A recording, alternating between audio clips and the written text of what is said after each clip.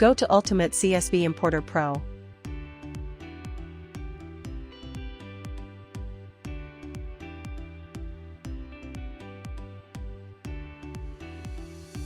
Upload the CSV or XML file.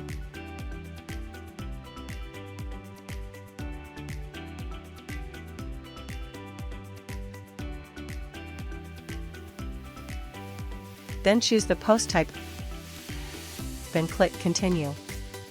Map the necessary fields. Save the mapping template with a different name, and then proceed. Enable the "Do you want to schedule this import" option here, then choose your time zone, date, and frequency.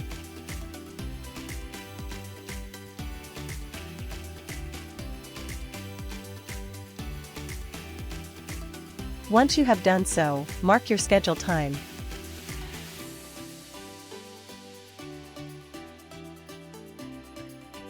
And click the Schedule button. The success notification will pop up.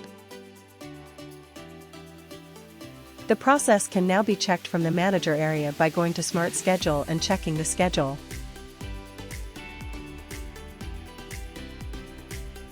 I am refreshing this page to check the schedule process. Now the status has been changed from pending to completed after the schedule is finished.